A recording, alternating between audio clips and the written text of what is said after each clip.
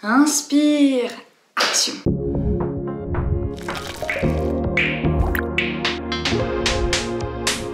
Aujourd'hui, on va parler confinement.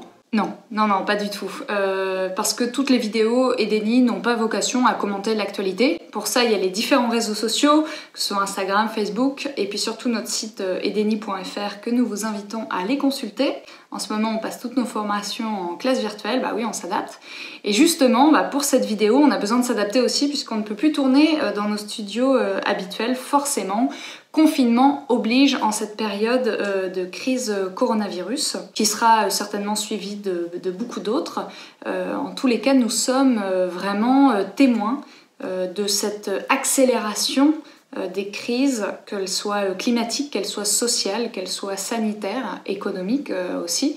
Et c'est important de s'en rappeler et d'avoir une certaine prise de recul sur ce quotidien chaud pour voir ce que ça reflète, révèle et les conséquences que ça aura à plus long terme aussi. En attendant, eh bien, comme on s'adapte, on s'est rappelé qu'on avait encore des images et des vidéos de notre séjour dans une tiny house low-tech où nous avions été invités à découvrir ces innovations et à vivre confinés dans une tiny house par le Low-Tech Lab. C'était en hiver dernier et du coup, eh bien, nous vous laissons avec ces images très intéressantes qui correspondent parfaitement au contexte et qui nous permettent aussi d'interroger cette notion si essentielle de résilience et de pouvoir s'adapter au sein de nos habitats même à faire plus avec moins. Et puis ensuite, dans d'autres vidéos, on parlera évidemment de reliance et de résistance, mais je ne vais pas tout vous dévoiler tout de suite.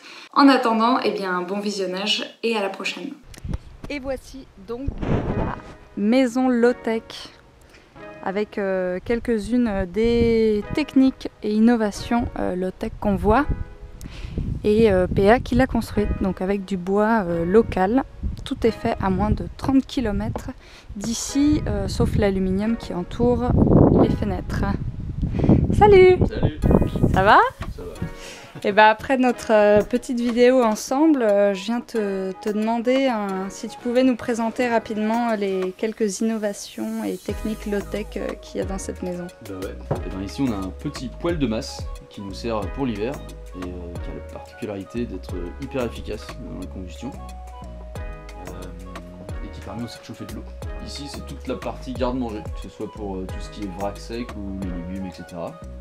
Avec le petit garde-manger extérieur ici qui peut nous servir de frigo carrément l'hiver. Alors là on est en train de faire des tests sur toute la partie cuisson d'une marmite norvégienne. Bon, elle n'est pas complètement finie, mais en gros l'idée c'est de faire un thermos pour tout ce qui est cuisson, enfin préparation mijotée quoi. L'idée c'est qu'on porte à ébullition sur le feu, puis ensuite on met ça là-dedans et ça finit de cuire tranquillement pendant plusieurs heures. Et du coup d'économiser de l'énergie et d'avoir le plat chaud directement quand on revient. C'est un filtre à charbon qui nous permet juste de potabiliser l'eau, les quelques litres par jour qui ont besoin d'être potables pour pas en fait encrasser plein de filtres avec des centaines de litres d'eau. Et ça c'est vraiment efficace, ça retient à la fois tout ce qui est pathogène, micro-organismes vivants et aussi tout ce qui est impureté, etc. Ça c'est la douche et on fait des tests de douche à recyclage pour utiliser l'eau voilà, qui pourrait potentiellement nous servir, mais bon, on n'est pas encore complètement satisfait du système.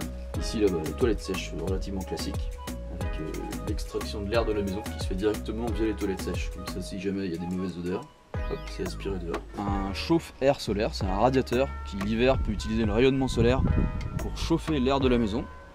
Et ça permet, si c'est bien dimensionné, de gagner jusqu'à 7 degrés gratuitement l'hiver. Ici c'est quasiment la même chose, sauf que c'est pour chauffer de l'eau. Donc c'est un chauffe-eau solaire qui est fait avec des grilles de frigo. C'est du recyclage de vieux frigos. Puis enfin ici donc là-dessous c'est une cuve de stockage pour l'eau douce de la maison qui est récupérée via le toit quand il pleut. Et ça c'est pour tout ce qui est eau grise, donc tout ce qui sort de l'évier et de la douche. C'est une petite phytoépuration. C'est des plantes qui sont mises dans du sable. Et ça fait un super, on va dire, substrat pour que plein de bactéries viennent se développer dedans et manger toutes les impuretés.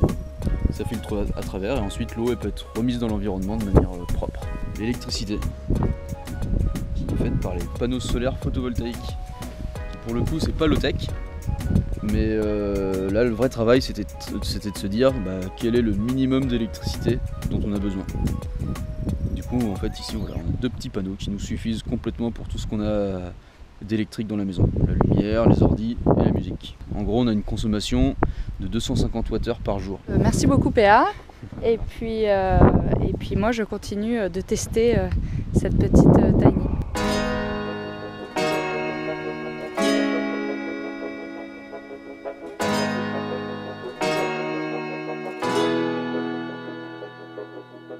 Bien, je vais entamer ma première nuit dans la maison low-tech. Pour l'instant ça va, franchement j'ai réussi à me brosser les dents avec du super dentifrice zero waste et puis à me servir des toilettes sèches sans aucun problème. Pour une femme, pour le moment j'ai pas l'impression que ce soit très différent de pour un homme, si ce n'est que évidemment au niveau de l'hygiène intime et notamment dans le cadre de période de menstruation, il faut pouvoir nettoyer, que ce soit une cup qui peut se vider aussi dans la nature, hein, le sang menstruel est un très bon fertilisant d'ailleurs, que ce soit aussi pour les serviettes lavables. Ici il y a de l'eau, on a de la chance et il y a plutôt de bons réservoirs et on est en Bretagne donc il pleut pas mal, mais effectivement ce serait peut-être ça la seule petite réserve pour le moment, c'est au niveau d'avoir des quantités suffisamment importantes d'eau l'été peut-être, mais sinon pour tout le reste top. Il fait plutôt bon dans la tiny, ensuite on n'est pas encore en plein hiver mais jusqu'à présent tout va bien. Et puis on verra la suite demain.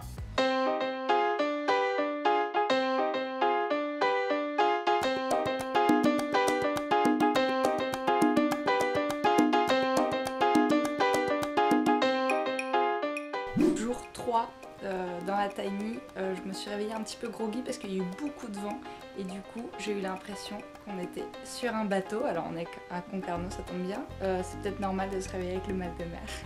Non, j'exagère, ça allait. Peut-être un sentiment un petit peu de vulnérabilité, d'insécurité parce que la tiny n'était pas fermée et voilà, l'impression que n'importe qui peut rentrer, des choses qui claquent, se sentir au cœur de la nature comme ça et de se dire qu'il peut y avoir des personnes malveillantes, alors pas des animaux mais vraiment d'autres êtres humains. Mais bon, sinon super 3e journée que j'ai hâte de découvrir avec mon petit thé et la nature déchaînée en dehors. Et voilà, c'est l'heure du départ. Chab est venu me récupérer.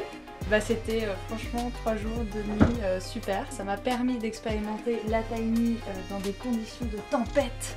Puisque là, il y a toujours énormément de vent, la pluie s'est arrêtée. Mais en tout cas, c'est un habitat super pour vivre. Au niveau de l'inclusivité et comment ça peut être pour une femme, je vous en ai déjà parlé, mais c'est surtout la possibilité de nettoyer, d'avoir peut-être une sorte de panier à salade ou un truc comme les petites machines à laver là, qui sont sans branchement, qui sont toutes petites et qu'on active voilà, pour nettoyer du linge et avoir des gestions de flux mensuels qui soient zéro waste et possible en low-tech, en tiny. Voilà, à bientôt.